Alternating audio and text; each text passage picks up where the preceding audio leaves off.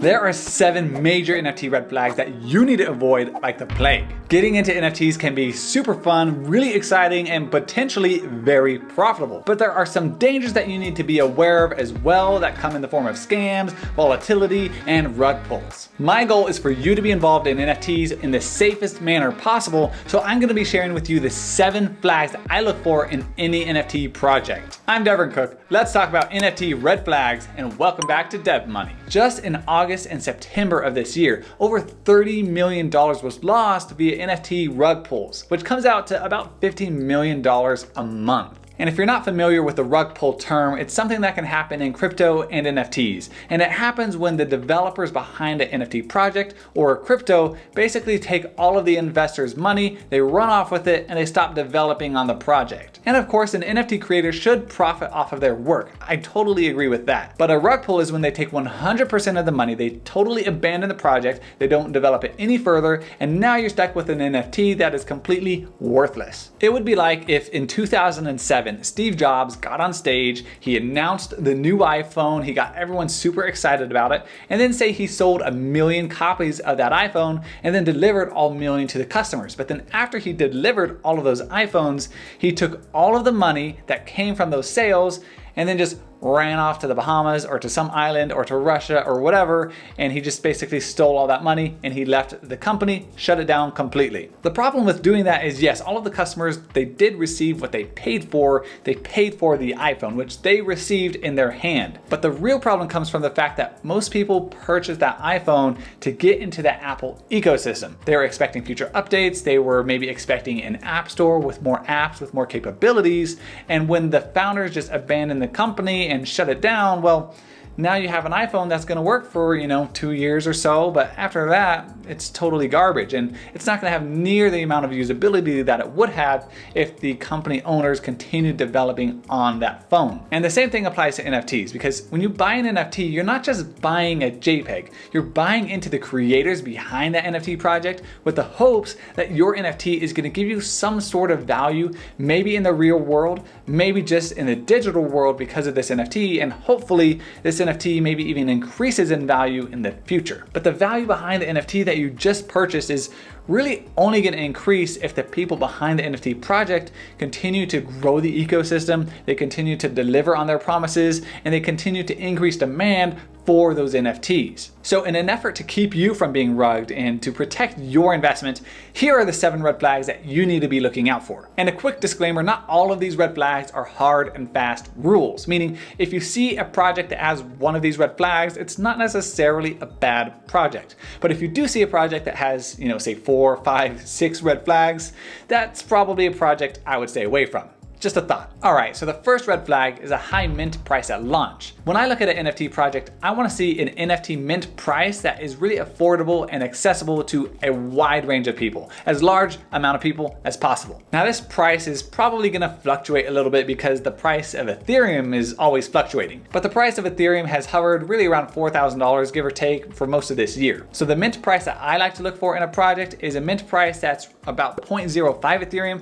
maybe 0.06, maybe as high as 0.08 Ethereum, but I like to see it in that range, especially if it's right at 0.05. And the reason I really like 0.05 Ethereum is because at that $4,000 Ethereum price point, 0.05 Ethereum is just $200. And $200 is a pretty accessible amount of money to a large group of people. And the larger the group of people that you can get involved in this NFT, the larger your community is gonna grow, the larger the demand is gonna grow, and hopefully the larger the price of the NFT on the resale market is also gonna grow. And yes, I'm aware that the gas fees when you're minting can make the price go way higher than that initial 0.05 Ethereum, but that's a topic for another video. So you wanna make sure you're looking for very affordable mint prices when a project is launching, but there are a few exceptions. Because you're probably aware that some projects have sold out for way more than 0.05 Ethereum. Some of the notable examples are the Mutant Ape Yacht Club, which sold for 3 Ethereum, the Clonex Avatars, which also sold for 3 Ethereum, VFriends, which sold for as low as 0.5 Ethereum,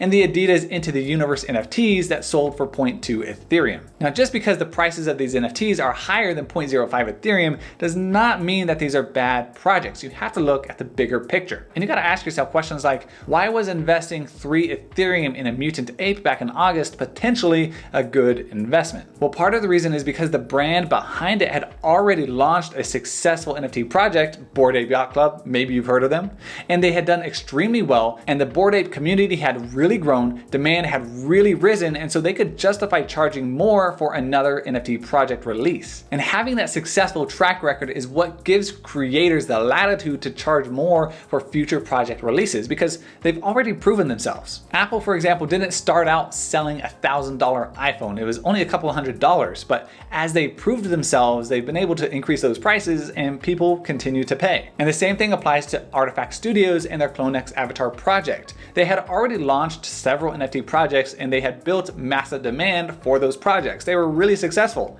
And so they had earned the trust of the community and could charge more for this new CloneX Avatar drop. And with VeeFriends from Gary Vee, he hadn't developed or launched a single NFT project yet, but he had built a massive following on social media and he had built a massive business as well throughout his career. So when you see some of these anomalies when it comes to the mint price for an NFT project, ask yourself these questions like, what would Gary Vee have to gain from rug pulling everyone that buys into VeeFriends when it first launches? Not much, let me tell you, because he would have lost way more than if he would have ran off with all the money and stopped developing on the VeeFriends project, and probably his career would be pretty much over. And Adidas as well. Can you imagine the backlash that Adidas would be getting as a brand if they launched an NFT project and then ran off with all the money and stopped developing on those NFTs? It would be crazy. So when you're looking at an NFT project from a new creator, you want to look for a low mint price. If you're looking at the price and it's just too high, it's 0.2 Ethereum, 0.5 Ethereum, or even more, ask yourself, do some research and see if there's a reason behind that. Maybe they have a proven track record in the past that justifies the price. And the second red flag to look out for is if the creator or team behind a project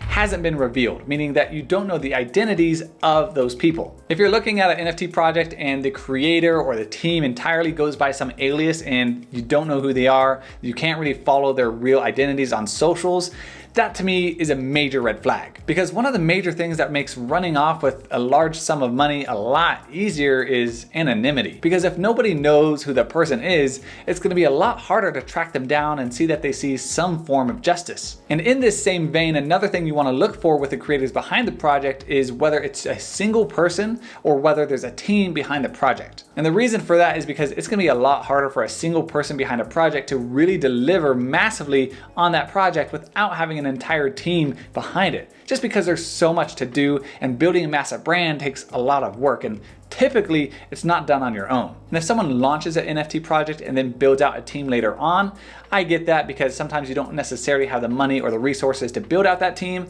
but I like to see NFT projects that eventually have a team behind them. So when I'm looking at an NFT project, I wanna make sure I know who these people behind the project are. I wanna be able to see their identities, follow them on socials if I want, because imagine going to invest in Tesla stock and you don't know who the CEO is, you don't know who the president is, you don't know who the founder is.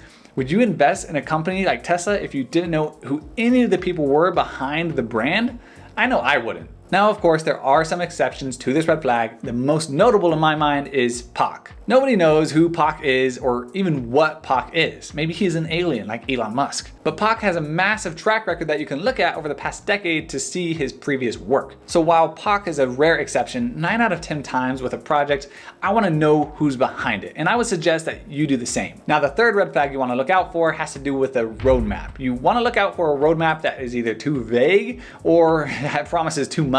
Now, roadmaps for NFT projects are really interesting to me because roadmaps are one of the things that people always look for in an NFT project when they're looking to invest in it. And roadmaps are some of the things that people get most excited about in the community as well. But the problem with a roadmap is that it's not a guarantee, it's just a roadmap. And often roadmaps can change. Imagine you're gonna go to Chick-fil-A, you pull up Google Maps, you hop in your car, it's gonna take you 13 minutes, but then there's some traffic, maybe there's a crash on the freeway, something happens, maybe there's a storm, and then you end up getting there in 20 minutes. Roadmaps are by no means definite, and roadmaps are kind of like having Elon Musk tell you he's gonna deliver you a Tesla Roadster in 2020. Sorry, I shouldn't roast Elon so much, but I think he's awesome, and he's the meme lord, and he's just highly roastable. So when you're looking at a roadmap, consider these two things, because as either one can be a red flag. Is it too vague or is it too ambitious? Because if the roadmap says something like, "We are going to build brand equity through the mutual distribution of intellectual property through approved and verified disbursement channels. And we're going to create an optimal system for deploying maximum NFT value and quality." If you see that on a roadmap, you may be sitting there scratching your head. And on the flip side, if the project says something to the tune of, "This is going to be the biggest, the baddest, the most profitable NFT launch ever. And we're going to be the #1 on OpenSea volume for the next 10 years minimum, with the OpenSea floor price of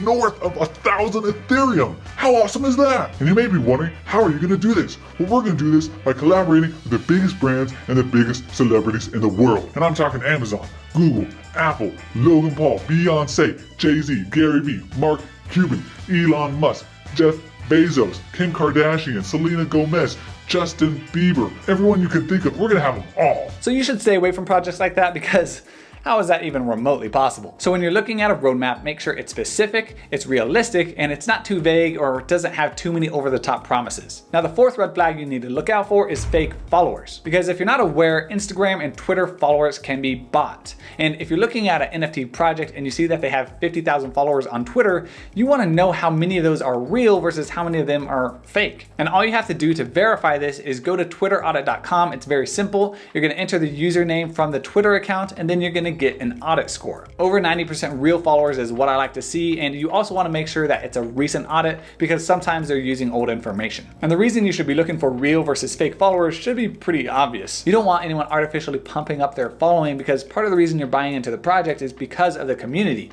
And if it's a fake community, that's going to mean some bad things for the project. And the fifth red flag to look out for is imitators, because oftentimes when an NFT project is successful, you're going to see a lot of imitator projects popping up to try and grab some of that hype and some of that demand. The two most popular NFT projects that people like to imitate are CryptoPunks and Bored Ape Yacht Club, because they are by far the two most successful projects. And if you scroll over to OpenSea, you're going to see a lot of projects that are based upon apes of some sort, or that look very similar to CryptoPunks. And just because a project is really similar to another one doesn't mean that it's necessarily bad. For example, the Mutant Ape project is really similar to the Bored Ape project, but also they were created by the same people, so it makes sense that the Mutant Ape project has done really well and the demand is so high. And when I see a project that is based on an ape or a monkey of some sort, I always take a minute to pause and think, because each project, each NFT project, you need their own unique selling proposition that sets them apart from the rest of the market. Without that, they're just a copycat. But you do have some projects like CyberKongs that, in my opinion, are really just based off of the Bored Ape project and CryptoPunks, but this project CyberKongs has done pretty well. But typically when you're looking for an NFT project, you want to find one that is unique, doing something different, and isn't just copying another project. Now, the sixth red flag is unlimited minting. If you're looking at a new NFT project that is launching soon and there isn't some sort of transaction or wallet cap on how many you can mint, I'm immediately concerned. Because if a project allows you to mint 10 or 20 or 30 NFTs per transaction with unlimited transactions, that means that a couple of people that are really good at minting NFTs can buy up the majority of the supply, and that can really affect the price. And one of the things you don't want is for the majority of the supply of a project to be held by a minority of wallets. You want to find a well-diversified project where the NFT to wallet ratio is about 2-to-1. Meaning that on average in this project, there are 2 NFTs per unique wallet. And in the real world, how that looks is having a 10,000 NFT project where you have about 5,000 holders. And to prevent unlimited minting at the launch of an NFT project, there will typically be a per wallet maximum. And that's what I like to see, because it really just diversifies the project a lot better, and it helps those NFTs get into the hands of more and more people. And of course, in that scenario, you can still buy multiple NFTs with multiple wallets, but it's going to be a lot harder to buy a ton of NFTs when you only can buy 3 per transaction than if you can buy 10 or 15 or 20 or even 30 NFTs per transaction. Now, the seventh and final red flag that you want to be looking out for is unreliable info and delays from the creators of the project. If you're looking to mint an NFT and the creators keep delaying the project month after month or week after week, I typically will lose interest and just not mint that NFT. To me, that's a big signal that they're just unreliable. I feel like they're not respecting the time invested from the community, and it makes me wonder if they're going to deliver on anything that they promise in the roadmap. And a lot of projects these days have a delay of some sort, and that's fine if you delay things by a couple of days or by a week, but if it's happening over and over and over, I just stop being interested. Thanks for watching. Make sure to subscribe, smash that like button, and I'll see you in the next video.